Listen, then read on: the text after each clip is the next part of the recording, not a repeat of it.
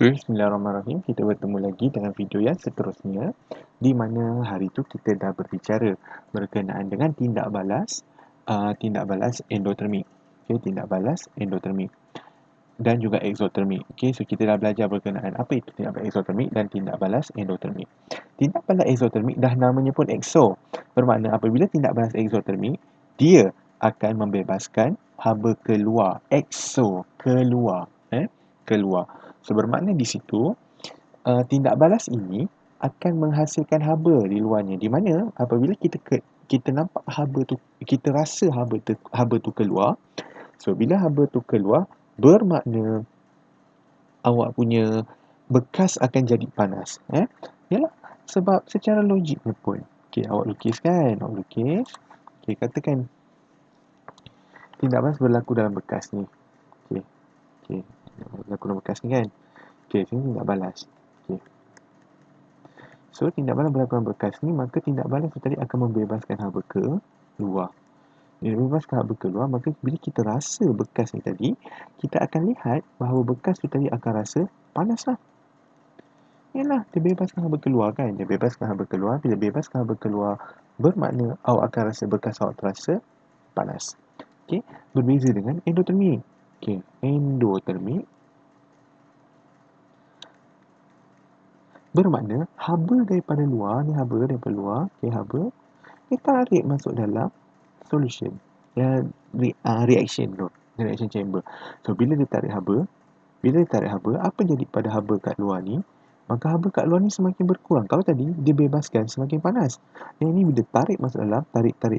Bila dia tarik masuk dalam, maka apa jadi pada haba? Haba akan semakin kurang. Bila haba semakin kurang, apa jadi pada bekas kat luar tindak balas ni tadi? Maka dia akan jadi semakin sejuk. Semakin sejuk.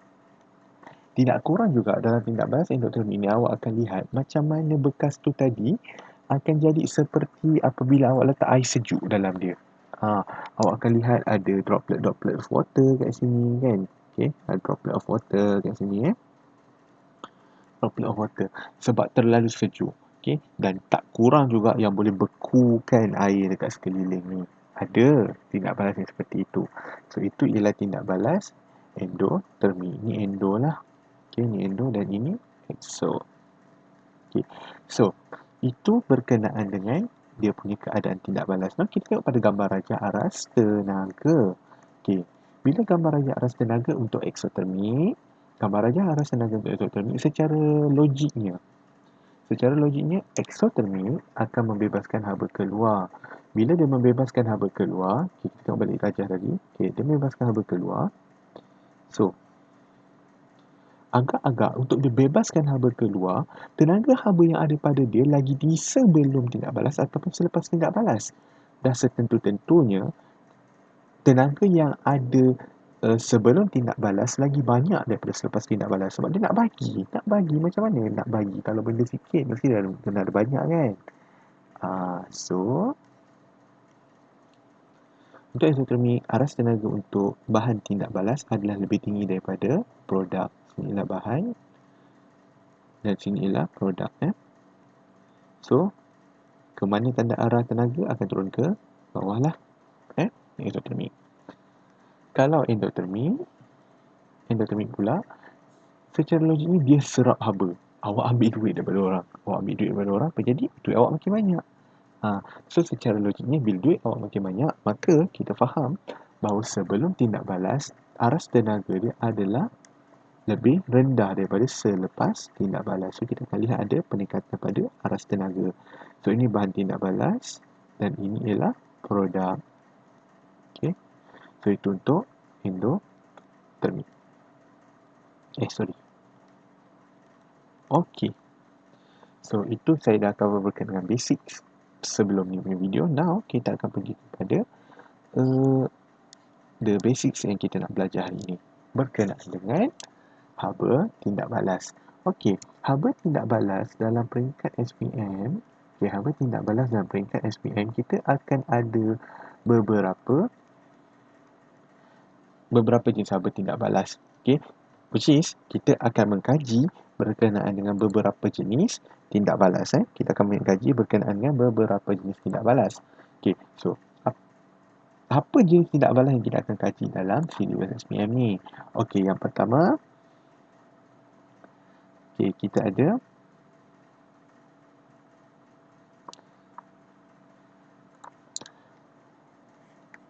haba pemendakan. Haba pemendakan. Yang kedua, kita ada haba penyesaran. Dan yang ketiga, kita ada haba pembakaran. Actually banyak lagi sebenarnya tindak balas, tapi yang ini yang basic kepada haba-haba tindak balas. Okey, sebelum kita pergi kepada ketiga-tiga jenis haba tindak balas ni tadi, which is hari ni saya akan sentuh berkenaan haba pemendakan terlebih dahulu. Okey, so kita kena tahu dahulu apa makna haba tindak balas. Okey, haba tindak balas ialah haba tindak balas. Haba yang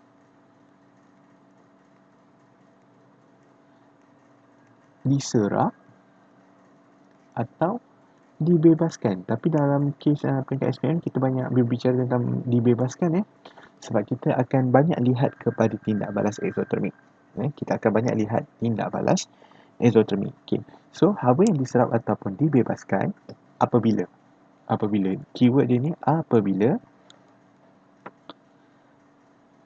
satu mol bahan bertindak balas. Bertindak balas. Ini definisi secara umum. Kenapa saya kata definisi secara umum? Sebab setiap haba tindak balas tadi kita ada haba penyesaran, haba pemendakan dan haba pembakaran. Setiap haba ni tadi akan memberi definisi yang berbeza. Tetapi kita faham bahawa haba tindak balas ni adalah haba yang diserap ataupun dibebaskan apabila satu mol bahan ni keyword satu mol bahan bertindak balas. Maka satu mol bahan bertindak balas banyaklah dia punya skop. Banyaklah dia punya skop. Sama ada bertindak balas ni sama ada disesarkan ataupun dimendakkan ataupun dimendakkan, disesarkan ataupun dibakar. Okey.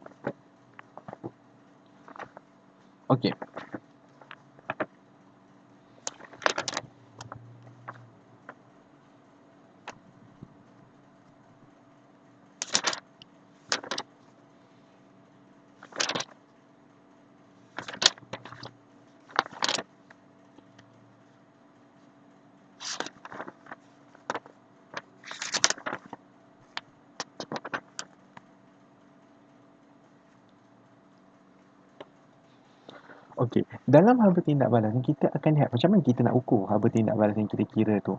Okey, so haba tindak balas ni akan diukur dengan cara apa? Segala tindak balas ni tadi akan diukur ataupun habanya akan diukur menggunakan apa? Menggunakan air. Menggunakan air. Okey. Macam mana nak menggunakan air? Okey, yang pertama kita akan lihat dalam tindak balas contoh tindak balas penyesaran. Tindak balas penyesaran. Tindak balas penyesaran seperti yang kita faham, tindak balas penyesaran atau pemendakan, segala solution tu kita gunakan dalam solution tu dalam air. Solution tu dalam air. Maka segala tindak balas ni tadi dilakukan di dalam air. So awak dah belajar benda ni dalam fizik tingkatan 4 di mana untuk mengira haba-haba tindak balas ni tadi dengan cara mengira perubahan haba, minta maaf, mengira perubahan haba dengan cara apa? Q bersama dengan MC theta. Q sama dengan MC theta. Di mana M ialah jisim,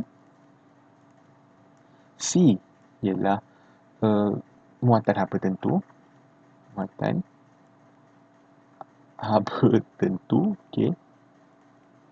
dan theta ialah perubahan suhu. Alright.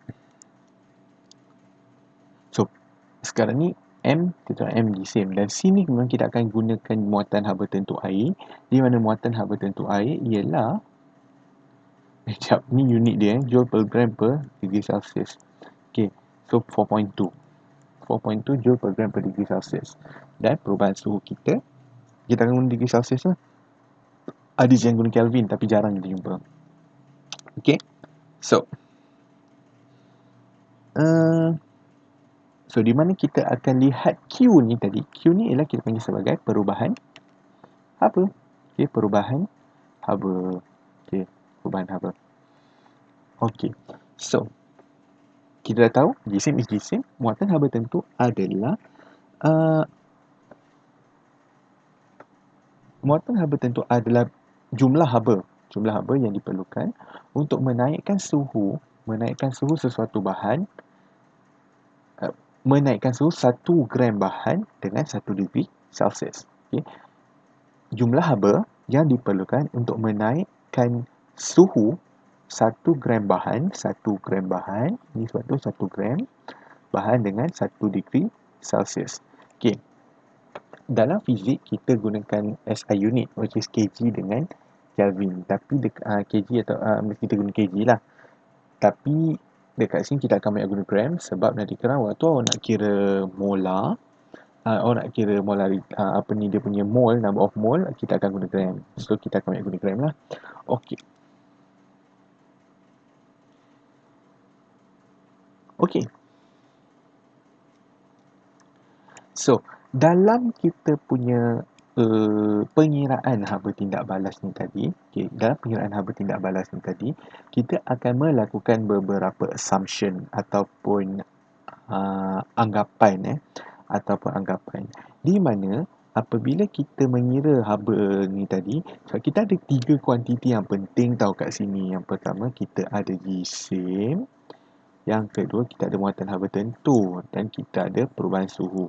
Okay, so dekat jisim ni tadi, kita akan berkait juga dengan ketupatan. Okay, ketupatan. Okay. Kalau ikutkan realiti keadaan sebenar, okay, kalau ikutkan realiti keadaan sebenar, apabila kita panaskan sesuatu benda, ketupatan dia akan berkurangan. Okay, ketupatan dia akan berkurangan sebab yalah, awak pernah belajar bila panas dia akan bergerak makin laju. Bila bergerak makin laju, jarak antara dua molekul akan makin jauh. Okay, bila jarak antara molekul akan makin jauh, bermakna jisim yang sama akan memberikan volume yang berbeza. Okay. Sebab tu bila volume yang berbeza, dia akan beri kesan kepada molariti. Okay, molariti. Kepekatan larutan. So di situ akan menyebabkan kadar tindak balas akan menjadi berbeza. Awak dah belajar kan, dalam kadar tindak balas dipengaruhi juga oleh molariti ataupun ataupun kemolaran. Kemolaran ni kepekatan lah. So actually sebenarnya dalam tindak balas ni tadi, apabila melibatkan haba, dia akan mempengaruhi ketumpatan dan akan mempengaruhi kita punya kepekatan. Tetapi untuk memudahkan pengiraan, kita akan anggap kita punya ketumpatan ni tadi akan tetap. Okey, tetap. Ini ialah assumption yang pertama. Okey, assumption yang pertama ialah ketumpatan akan jadi tetap. Ketumpatan tetap. So, awak panaskanlah macam mana sekalipun, ketumpatan dia kita akan assume tidak berubah. Actually, bukanlah sekadar level-level SPM. Sebab even kalau kita nak kira level-level tinggi sekalipun, kita kena letak assumption ni. Kalau nak take into account perubahan ketumpatan yang akan pening kepala nanti. Alright. Okay. Yang kedua, ingat tak saya sebut tadi, kita guna C ni, CI 4.2 joule per gram per degree Celsius.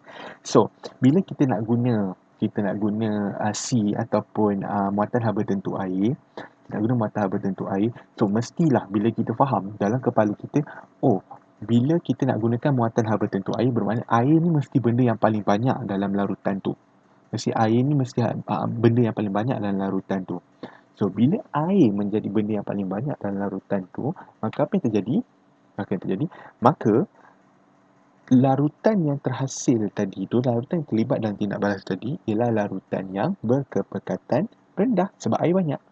Air banyak, bahannya sikit. Air banyak, bahan sikit, maka kepekatan akan jadi rendah. Maka di situ kita boleh faham bahawa assumption yang kedua ialah larutan yang kita guna ialah berkepekatan rendah. Okay, rendah. Alright. Okay. Dan seterusnya assumption yang ketiga. Okay, assumption yang ketiga. Okay, kalau kita buat tindak balas ni tadi berkenaan dengan apa ni, yelah, dalam contoh dalam haba penyesaran. Okay, haba penyesaran awak buat apa? Awak masukkan logam, katakan magnesium. Okay, kita ada magnesium ribbon, kita masukkan dalam ni, dan akan menyaksikan penyesaran berlaku dalam ni. Okay, so magnesium ribbon ni adalah satu bahan tindak balas di mana dia dalam bentuk pepejal. Okay, pepejal. Secara asasnya, segala benda tak kisah pepejal, cecair ataupun gas akan menyerap haba. Okay, dia akan menyerap haba. Tetapi, untuk memudahkan pengiraan, sebab kita kira perubahan haba menggunakan air kan tadi kan? Menggunakan perubahan suhu air. Maka kita akan assume atau kita akan kita akan anggap bahawa solid ni tadi, pepejal ni tadi tidak menyerap haba. So, kita tak ada kehilangan haba lah. Okay, pepejal tak menyerap haba.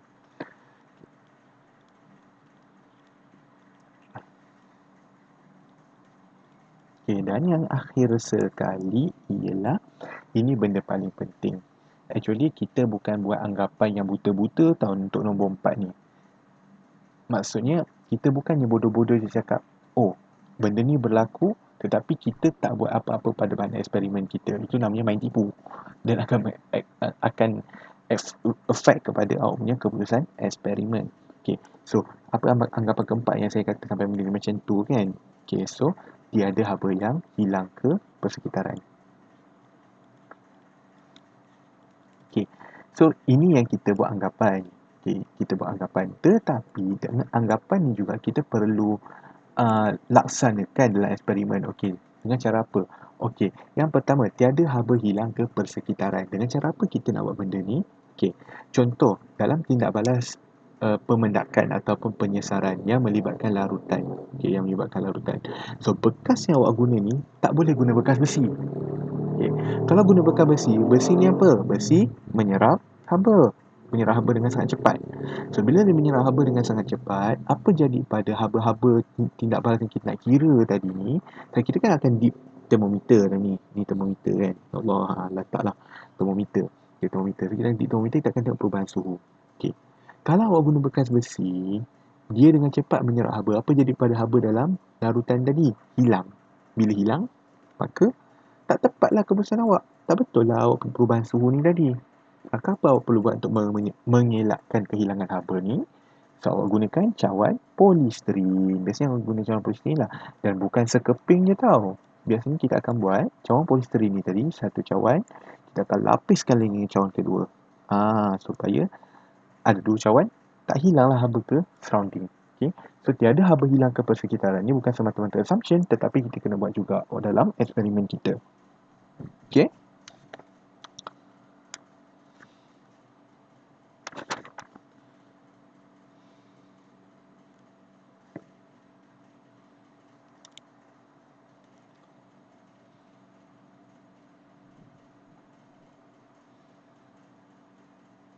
Okay, so ini adalah 4 assumption tadi. Okay, now kita akan pergi kepada jenis-jenis pengiraan haba. Okay, so kita akan start dulu berkenaan dengan tindak balas untuk mencari belah. Okay, so now kita tengok dulu. Okay, so sebelum kita pergi kepada benda ni, okay, so kita akan berkenalan dahulu dengan apa itu haba. Yang pertama kita nak cerita pasal haba pemendakan. Okay, apa itu haba pemendakan? Okay, haba pemendakan. Okay. Haba pemendakan ialah haba yang dibebaskan apabila haba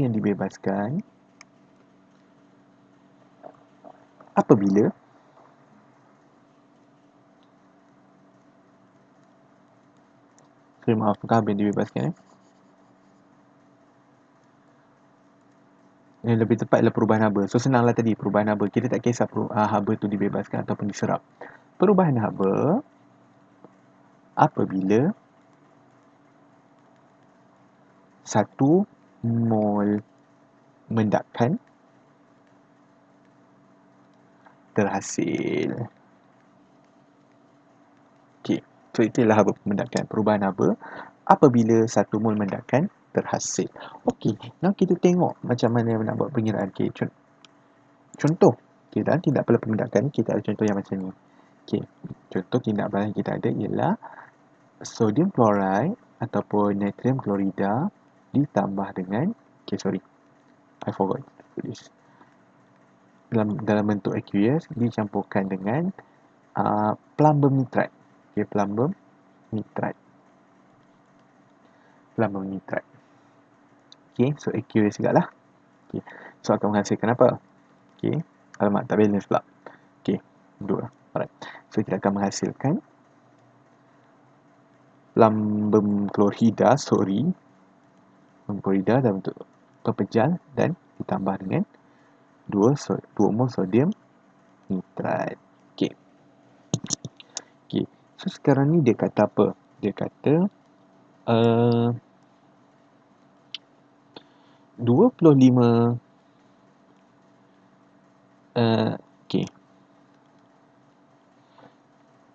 50 cm padu 0.5 mol sodium klorida bertindak balas dengan 25 cm padu 0.5 molar plumbum nitrate. Okey, plumbum nitrate. Okey. So, kita nak tahu berapa haba pemendakan yang terhasil. Kita tahu delta H dia. Okey, delta H dia berapa? Okey, delta H yang biasa kita akan guna dalam unit joule per mol. Sebab tu kita kata 1 mol tadi sebab ada joule per mol. Okey, macam nak kira. Okey, bila diberi macam gini, first thing first, kita kena takrifkan atau kita kena tahu dahulu apa benda yang bertindak balas dalam tindak balas ni tadi. Okey. Mesti pening kan dengan ayat ni. Okey. So, kita tengok dulu. Sodium chloride dengan plumbum nitrate. Sodium chloride dengan plumbum nitrate. Apa yang akan terhasil? Plumbum klorida dan juga sodium nitrate. Plumbum klorida dengan sodium nitrate. Okey, sekarang ni apa yang tindak balas yang terhasil yang menyebabkan kita nak kaji dia punya haba ni. Okey, so kita tengah kaji pasal haba pemendakan. So, of course kita akan tengok pada mendakan yang terhasil. Okey, of course kita akan tengok pada mendakan yang terhasil. So, benda yang akan mempengaruhi kita punya haba yang terhasil tadi adalah mendakan kita. Which is plumbum klorida ni lah. Okey, plumbum klorida. So, apa yang bertindak balas akan menghasilkan plumbum klorida ni tadi? So, of course kita akan ada ion plumbum dan ion klorida. Plumbum dan klorida. So, kita buatlah dulu tindak balas ion dia. So, kita ada 2Cl minus plus Pb2 plus, which will form PbCl2. Okay. Alright.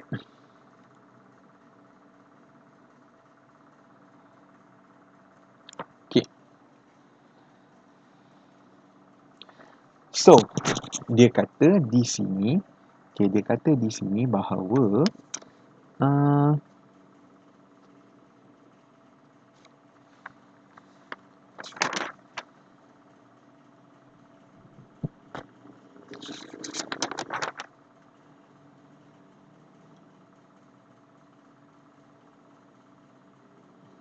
dia kata di sini suhu larutan berubah daripada 30 darjah Celsius kepada 36 darjah Celsius. Okey, now kita dah ada perubahan suhu. Okey, bila kita dah ada perubahan suhu, benda pertama apa yang kita kena buat? Benda yang pertama ialah kira dahulu perubahan haba. Okey, kira dahulu perubahan haba. So Q sama dengan MC theta. Okey, MC theta. Okey. Alright. So, soalan pertama yang awak akan tanya, cikgu, mana dapat M? Theta of course awak dah ada. Tak takut mestilah ada kat atas ni kan. C awak dah ada 4.2, tak berubah lah sebab kita kira muatan haba air kan. Kita kira muatan haba air. Okay. So, sekarang kita tahu cikgu M ni macam mana. Okay. M ni macam mana? Ingat tak tadi kita kena tahu ketumpatan dan kena tahu kita punya volume. Okay, volume. So, volume tu kat atas ni. Volume dah bagi 50 dengan 25. So, kita kena kira the whole lah sebab kita campur kan. Kita campur. So, kita ambil 50, kita campur dengan 25. 50 kita campur dengan 25. Di mana volume kita akan dapat 75 cm padu. 75 cm padu. So, kita menggunakan density air di mana rho is equal to M over V. Over V. So, M is equal to rho V. So, rho I adalah 1 dan V kita adalah 75. Okay. So, automatic kita punya gisim akan dapat 75 gram. So, cari lah kita punya Q berapa? Q sama dengan 75 gram 4.2 joule gram per degree Celsius. Dan kita punya perubahan haba ialah 36 tolak 30 darjah Celsius. Okay. So, 75 darab 4.2 darab 6. Okay. Kira 5 darab 4.2 darab 6. So, kita akan dapat 1890 joule. Ni belum ada per mol ataupun per gram tak ada lagi.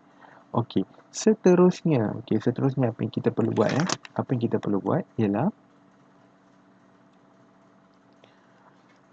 cari terlebih dahulu berapa mol produk yang terhasil. Okey, berapa mol produk yang terhasil. Bila kita dah dapat kita punya kita nak tahu berapa mol produk yang terhasil, so kita akan carilah dulu mol reaktan. Okey, mol reaktan. So ini kita ada 50 cm padu 0.5 mol. 0.5 mol pula. 0.5 m km besar. Okey. Dan ini ialah 25 cm padu 0.5 molar juga. Okey. Alright. So, apa yang kita perlu buat ialah cari terlebih dahulu berapa mol produk yang terhasil. Okay, so kita cari dahulu number of mole of Cl minus. Okay, Cl minus sama dengan formula dia adalah mv over 1000 lah, jangan lupa. mv over 1000 sama dengan 0.5 didarabkan dengan 50 dibahagikan dengan 1000. So you will get berapa?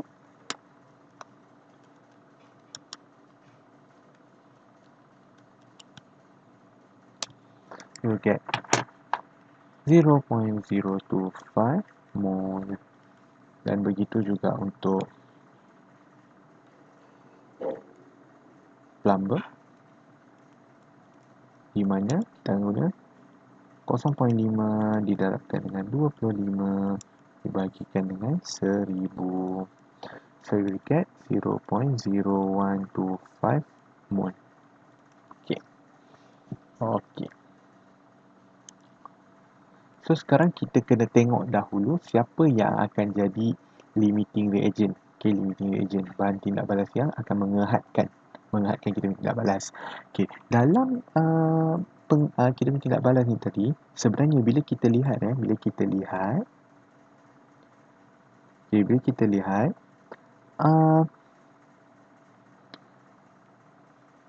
okay, kat sini kita tulis balik 2Cl minus campur Pb2 plus, so which is forming PbCl2. Okay, so di sini ini ialah 0.025, ini 0.0125. Jadi kita tengok kat sini, di sini ialah half kepada ini, setengah. Okay, setengah. Tapi dalam reactant pun kita tengok sini adalah ni satu, ni dua. So ini setengah dari lead ataupun plumber adalah setengah daripada chloride. So bila setengah, maka betul lah kat sini. So number of mole dia pelengkap. Okay, pelengkap. So memang lengkap lah. So bila maksudnya di situ tindak balas ni adalah tindak balas yang lengkap. Okay, so bila tindak balas yang lengkap, bermakna kita tak perlu kisahlah nak ambil yang mana satu. So awak boleh pilih nak guna lead 2 plus ataupun nak guna chloride. Okay, nak guna chloride, ikut masing-masing. Okay, so sebab tindak balas dia lengkap. Kalau tindak balas dia ada yang berlebihan, ada larutan yang berlebihan di mana sini lebih ataupun sini kurang, ataupun sini lebih, awak kena guna yang kurang. Sebab nama pun limiting reagent. So limiting reagent, benda yang kurang tu yang akan limitkan. Okay, tadi kat sini tindak balas ni lengkap sebab sama. Okay, kalau ni awak bagi dua, awak kena buat 0.0125, so sama lah. So secara automatik, sebab sini satu, sini satu, okay, maka macam dalam bab 3 form 4, sini satu, so sini pun jadi 0.0125 lah. 2, 5. Okay, so berapa mol kita punya mendapatkan terhasil? Inilah dia 0.0125. So kita dah ada kita punya haba tindak balas, which is 1890 tu tadi, 1890. So kita nak cari berapa kita punya delta H. Delta H kita sama dengan kita punya Q tadi, Q dibahagikan dengan number of mole. Kita ambil 1890 Joule dibahagikan dengan 0.0125 mol. So kita akan dapat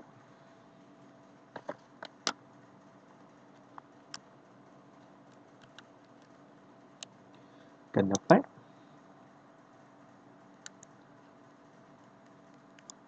151.2 kg, sebab dia 151,200. Saya ambil ni lah, so per mol. Okay, dan kita tengok tadi suhu meningkat ke menurun? Meningkat kan? So bila meningkat maksudnya tindak balas exothermic. Bila tindak balas exothermic, maka delta H awak akan jadi negatif. Okay, alright. So inilah haba tindak balas untuk plumber nitride dengan apa tadi? Plumber nitride dengan sodium chloride. Okay. Now kita tengok pula contoh lain. Kita tengok contoh lain. Contoh lain satu lagi. Okay.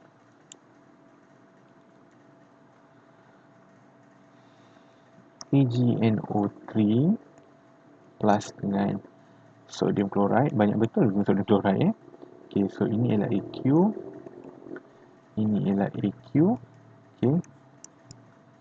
So AgCl tambah, which is S lah, tambah NaNO3. Okay. So dia kata apa?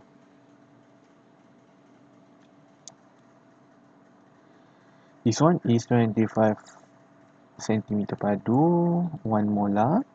Dan di sini pun adalah 25 cm padu, 1 molar. Okay. Which is molar, kalau sampai yang terlupa, molar sama dengan mol per decimeter cube ya. Okay. Alright. So, dan dia kata temperature change dia adalah daripada 30 darjah Celsius kepada 35 darjah Celsius. Okay. So first thing first, buat dulu kita punya persamaan ion kita. Okay, kat sini yang kita tengok yang solid ni lah, AgCl. So kita buat Ag plus AQ, sorry apa Q tu, Q plus dengan Cl minus, so pun AQ juga, akan menghasilkan AgCl. Okay. So kita check number of mole dia. Number of mole dia 25 darab 1 bagi 1000. Ini pun 25 darab 1 bagi dengan 1000. So akan dapat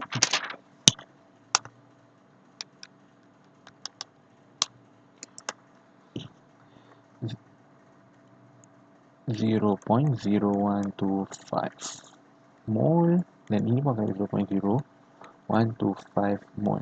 Okay. Sekarang ni ini satu, makanya diorang mesti kena sama, diorang punya bilangan mole. Kalau tak sama, macam tadi baru kita kena bahagi. Okay, tapi sekarang dia sama.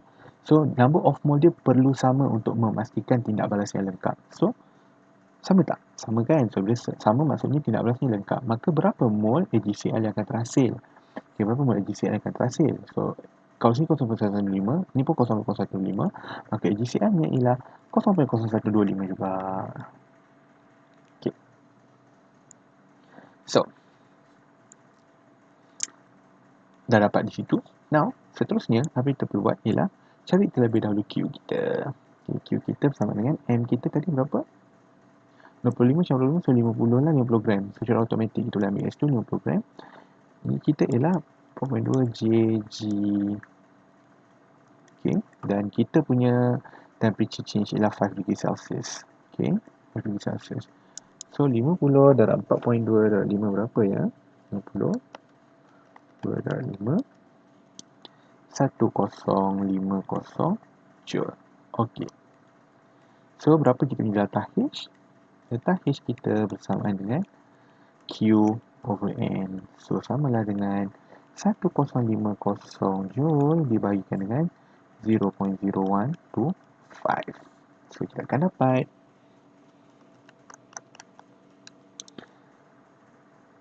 84 kg per mole. So, tadi temperature naik ke turun? Naik kan? Bila naik maksudnya exothermic. Bila exothermic, negatif.